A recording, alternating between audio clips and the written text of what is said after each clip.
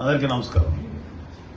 ఈరోజు అంటే మొన్న నామినేషన్ రోజు పిఠాపురంలో చాలా మంది ఇండిపెండెంట్లు క్యాండిడేట్స్ వేశారు.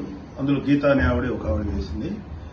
ఆవిడని బెదిరిస్తూ కడప నుంచి ఒక లెక్చరర్ అంటే ఎవడో ఆవిడ బెదిరిస్తూ ఇండైరెక్ట్ గా బెదిరిస్తూ ఒక కాల్ చేశాడు. ఒకసారి అది మీరు వినండి, వినిన తర్వాత మాట్లాడుకుందాం. హలో, చెప్పండి.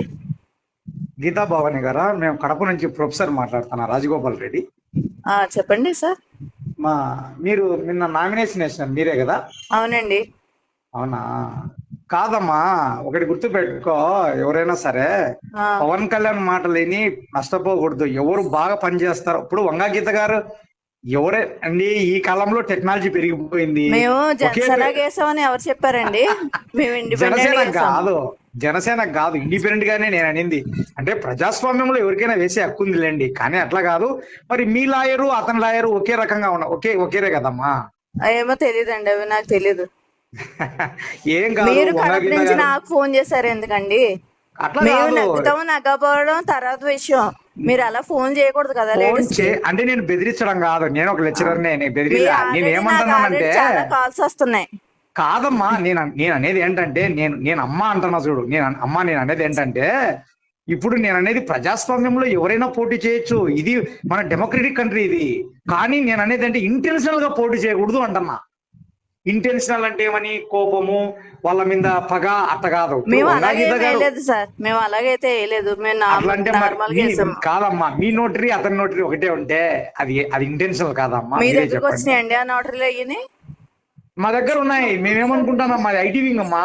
మాది ఒక సెల్. మాది ఐటీ వింగ్ అంటే ఒక పార్టీలో ఐటీ వింగ్ అంటే ఒక మంచి మేధావులం ఉంటారు దీంట్లో. అది మేము ఎట్లా తెలుసుకున్నాము అంటే మీ అప్పడబిట్టు నాది ఇప్పుడు పంపిమంటారా? మీ అప్పడబిట్టు ఎట్లయినా చూడండి. గొల్లప్రోలు, ఉప్పాడ, ఇది కొత్తపల్లె చూడండి.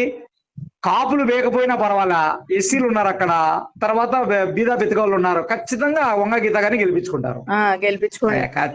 చూడండి, నార్మల్ గా కాదులేమ్మా, మీరు నార్మల్ గా కాదు చెప్పింటే ఇంటెన్షన్. చూశారు కదా ఈ లెక్చరర్ కడప నుంచి ఎలా బెదిరించాడు.